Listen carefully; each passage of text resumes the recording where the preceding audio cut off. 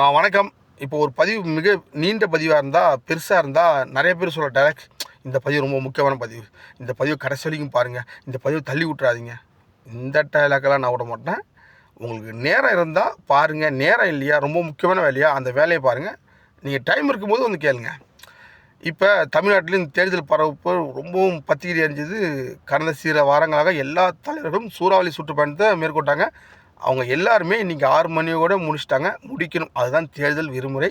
எல்லாரும் முடிச்சுட்டு வீட்டுக்கு போயிட்டாங்க. நாளைக்கு ஒரு நாள் தான் இருக்கு. நாளை மறுநாள் ஓட்டு போடணும். இந்த தமிழ்நாட்ட அடுத்த 5 ஆண்டுக்கு யார் ஆளப் போறாங்கிறத முடிவு பண்ண வேண்டிய நாள். இதுக்கு இடையில இப்போ இந்த சோசியல் மீடியாவில் பார்க்குறேன், என்னோட ஈழத்து உறவுகள் முக்கியமா பெண்கள் எல்லாம் விஜய் அண்ணாவுக்கும், ஆண்கள் எல்லாம் சீமான் அண்ணாவுக்கும் நிறைய பேர் சப்போர்ட் பண்ணி வீடியோ நிறைய பேர் போடுறீங்க. இதுக்கு இடையில இந்த இடைப்பட்ட நேரத்தில் இந்த கடந்த ஒரு மாதமாக என்னை நோக்கி வந்த கேள்விகள். நீங்கள் ஏன் விஜய்க்கு எதிராக இருக்கீங்க? நீங்கள் ஏன் சீமானனுக்கு எதிராக இருக்கீங்க? விஜய்னு பேர் வச்சுக்கிட்டு விஜய் ஏன் வெறுக்கிறீங்க? நீங்கள் தமிழ் தேசியம் பேசிக்கிட்டு ஏன் சீமானனை வெறுக்கிறீங்க, எதிர்க்கிறீங்க? நீங்கள் திமுகவின் சொம்பா? இப்படி பல கேள்விகள்.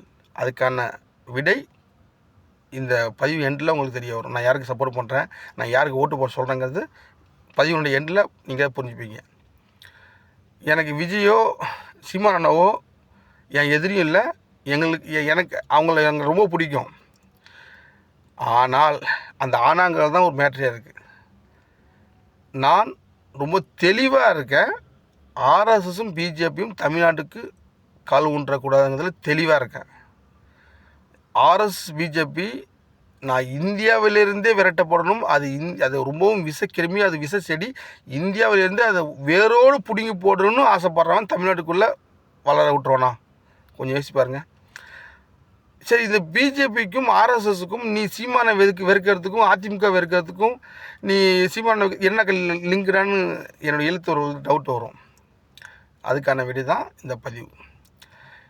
இப்போ உதாரணத்துக்கு நான் சொன்னால், நீங்கள் யாராவது இந்த ஆன்லைனில் ஆர்டர் பண்ணி சாப்பிட்டீங்கன்னா, இந்த தலப்பாத்தில் யாராவது வேலை செஞ்சீங்கன்னா உங்களுக்கு புரியும் நான் சொல்கிறேன் என்ன காரணம்னு. நீங்கள் ஏதாவது ஒரு சாப்பாடுக்கு ஆர்டர் பண்ண போங்களேன், பர்கர்லேயும் நிறையா விதம் இருக்கும். இப்போ கபாப்பு, டாக்கோ பில்லு, சோலா பர்கர் அப்படின்னு பர்கர் அந்தந்த கம்பெனிக்கும் ஒரு நீங்கள் ஆன்லைனில் போனாவே தெரியும். இப்போ பீஸா, சோலா, பர்கர் கிங் மாரி இங்கே நிறையா விதங்கள் ரகரகமாக இருக்கும். அங்கே ஒன்று புரிஞ்சுங்க, தலப்பாத்தில் வேலை செய்யணும்னு புரியும்னு நினைக்கிறேன். இப்போ அண்டர்கிரவுண்டில் இப்போ ஆர்டர் எடுக்க போகிறாங்களே அவங்களாம் பார்த்தீங்கன்னா, இங்கே இப்போ வந்து டாக்கோ பில் இருக்கும், இல்லை கபாப் இருக்கும், இல்லை மற்ற உதாரணத்துக்கு சொல்கிறேன். ஆனால் ஓனர் ஒருத்தன் தான். நீங்கள் எதை சாப்பிட முடிவு பண்ணாலும் அவன் இதில் ஒரு சாஸ் இருக்கும், அதில் ஒரு பத்தாத்து இருக்கும். அது ஒரு சின்ன டிஃப்ரெண்ட் தான், மாற்றி மாற்றி எதோ வச்சுருப்பான். ஆனால் ஓனர் ஒருத்தன் தான். ஆனால் பேர் வேறு வேறையாக இருக்கும். நீங்கள் எதை ஆன் பண்ணாலும் அந்த இது அங்கே தான் போகும். இதெல்லாம் இவ்வளோ தூரம் உங்களை வெறுப்பத்தெல்லாம் விரும்பலை. இப்போ நான் என்ன சொல்ல வரேன்னா, நீங்கள் விஜய்க்கு போட்டாலும், நீங்கள் சீமானுக்கே போட்டாலும், நீங்கள் அதிமுகவை போட்டாலும், ஆர்எஸ்எஸுக்கும் பிஜேபிக்கும் நம்ம தமிழ்நாட்டின் கதவு சாவியை அவங்க கையில் தரத்துக்கு சமம். நான் ஏன் சொல்கிறேன்னா, இதுக்கு ஒரு எக்ஸாம்பிள் நிறையா இருக்குது. பதிவு போக உங்களுக்கு புரியும். கடந்த 25 வருஷத்துக்கு 20 வருஷம் முன்னாடி பார்த்திங்கன்னா, தமிழ்நாட்டில் மட்டும் இல்லை, இந்தியாவிலே பிஜேபினாவே அது அத்வானியும் வாஜ்பாயும் தான். அந்த 2 தலையும் தான்.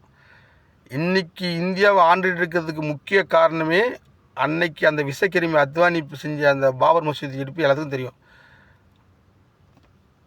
விதைச்சவன் அவன். இன்றைக்கி ஆண்டு இருக்குது இந்த டாடி மோடி அமித்ஷா எல்லாம் இன்றைக்கி தெரியும். இன்றைக்கி இப்போ வந்த பேர்னு வச்சுக்கேன். ஆனால் விதை போட்டது அவனுங்களே மட்டம் தட்டி உட்கார வச்ச இந்த கும்பல் உனக்கு எடப்பாடியும் சீமானியும் விஜயும் ஆள விட்டுருமா? ஒரு புரியுதா நான் சொல்கிறது? அப்போ நீங்கள் எங்கே போட்டாலும் மறைமுகமாக அங்கே போயிடுங்கிறது நான் தெளிவாக இருக்கேன். அதுக்கு உதாரணம் நிறையா இருக்குதுன்னு வச்சுக்குவேன். அது ஆதாரம் இல்லாமல் நான் பேசலை. நம்ம அண்ணன் சீமா அண்ணன் செத்து போன பெரியாரன் தோண்ட வேண்டிய எலும்பு கூட தோண்ட வேண்டிய அரசியல் பண்ண வேண்டிய அவசியம் இல்லை. பாரதியார் பேசுன இதே சீமான் பாரதிதாசன் ஏன் பேசலை? பார்ப்பனை கடப்பாரை ஏன் தூக்குனாரு? இப்போ இந்த சமகால அரசியலுக்கு தேவையாது. கொஞ்சம் யோசிப்பாங்களேன். இப்போ விஜய் பெரியாரையும் அம்பேத்கரையும் கொள்கை தலைவராக ஏற்றுக்கிட்டவர். கடந்த சில மாதங்களாக பெரியாரை நோக்கியும் அம்பேத்கரை நோக்கியும் அந்த தமிழ்நாட்டுக்குள்ளே ஒரு அரசியல் பண்ணுது. ஏன் வாய் மூட்டு இருந்தார்? திமுக தீவிர சக்தின்னு சொல்கிற இதையே விஜய் ஏன் ஆர்எஸ்எஸ் மோடியை பார்த்து பம்புறாரு? எனக்குள்ள ஒரு கேள்வி வருதுல்ல, இது பம்புறாரு பம்பில். அதையும் தாண்டி ஒரு எலெக்ஷனில் வந்தவுடனே இப்போ எடுத்தவுடனே தூக்கி விதா இன்னும் தலைக்கணம் ஓவராகிடும். அதுக்காகவே விஜய் எனக்கு அது ஆர்எஸ்எஸ் கூட அவர் பண்ணுறாரா பண்ணலையா தாண்டி எடுத்த உடனே ஒருத்தங்களை வந்து கொஞ்சம் நாள் தமிழ்நாடாக இருக்காது. நான் தமிழ்நாடாக இருக்க ஆசைப்பட்றேன். இப்போ இப்போ நீங்கள் அதிமுகவோ போட்டாலும் அதாவது விஜய்க்கே போட்டாலும் திமுக போட்டாலும் இல்லை வேறு எந்த கட்சிக்கு போட்டாலும் திமுகவை தவிர நீ எந்த கட்சிக்கு ஓட்டு போட்டாலும் அது மறைமுகமாக பிஜேபிக்கு போடுற ஓட்டு தான். இதை நல்லா எழுதி வச்சுக்கோங்க. இது கன்ஃபார்ம் 100%. இதுக்கு உதாரணம் தான் எல்லா ஸ்டேட்லேயும் அவங்க பண்ண சித்து விரியாளர் 2 எம்எல்ஏ கூட இல்லை, அங்கெல்லாம் முதலமைச்சர் ஆகும். 2 இல்லாத மாநிலத்தில் கூட வரலாறு இருக்குது. அப்போ எனக்குள்ள ஒரு அச்சம் வரும்ல.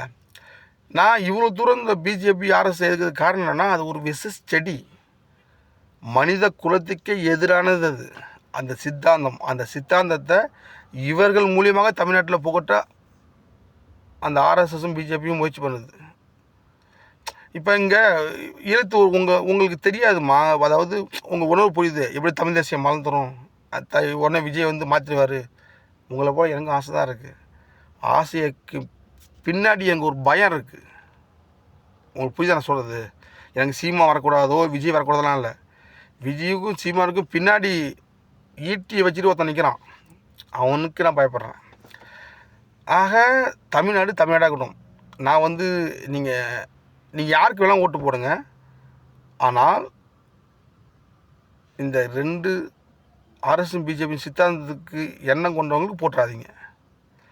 இப்போ நான் திமுகவையும் அதாவது ஒன்றே ஒன்று தாங்க, உங்களுக்கு பிடிக்கல, உங்களுக்கு வேணுமோ வேணாமோ, ஆனால் தமிழ்நாடாக இருக்கணும்னா நீங்கள் திராவிடம் அங்கே இருந்தே ஆகணும். திராவிடம் இருக்கிறதால தான் இத்தனை வருஷமாக தமிழ்நாடு அப்படி கெத்தா காலத்துக்கு சுற்றுறான். இப்போ கடந்த சில தினத்துக்கு முன்னாடி மத்திய அரசு கொண்டு வந்த அந்த பாருங்களேன், இதிலே எவ்வளோ பெரிய ஒரு ஒட்டுமொத்த இந்தியாவுக்கே நம்ம தமிழ்நாடு தான் வச்சுக்கோங்க. நம்ம தமிழ்நாட்டில் பற்ற வைக்கிற நெருப்பு தான் ஒட்டுமொத்த இந்தியாவை பற்றிக்கிட்டு எரியும். அந்த இடத்துல நம்ம இருக்கோம். இதை ஆஃப் பண்ணணும். அவனுக்கு என்னென்னா இதுதான் அவன் கண்ணில் குத்திட்டு இருக்கு. இந்த திராவிட சித்தாந்தத்தை ஒதுக்கணும். இந்த திராவிட மண்ணில் எப்படியாவது ஆர்எஸ் பிஜேபி உள்ளே கொண்டு வந்துன்னு துடிச்சிட்டு இருக்கான். தயவுது சொல்கிறேன், இந்த பதிவை பார்க்குறவங்க, எனக்கு திமுகவை பிடிக்கல, ஆனால் வேறு வழி இல்லை. தமிழனாக இருக்கணும்னாக்க, தமிழ்நாடு கெத்தாக இருக்கணும்னாக்க திராவிடம் உள்ளே வந்தே ஆகணும். முத்துவேல், கருணாநிதி, ஸ்டாலின் நல்லவரை கெட்டவரை தாண்டி ஆர்எஸும் பிஜேபியும் கெட்டவருங்கிறதில் தெளிவாக இருக்கேன். நான் புரியுதா? முடிஞ்சால் இந்த பதிவுக்கு எண்டில் நீங்கள் இப்போ வரைக்கும் கேட்டு வந்திருந்தீங்கனால் உங்கள் வீட்டுக்கு ஃபோன் பண்ணி இந்த பதிவு பார்த்த பிறகு ஏதோ ஒரு 10 ஓட்டு உங்களால் மாற்ற முடிஞ்சு இதை போடுமா விஜய் இப்படி சொல்கிறான்னு சொன்னாக்கவே அது எனக்கான வெற்றி தான். எனக்கு அடுத்த பதிவில் சொல்கிறேன். நன்றி, வணக்கம்.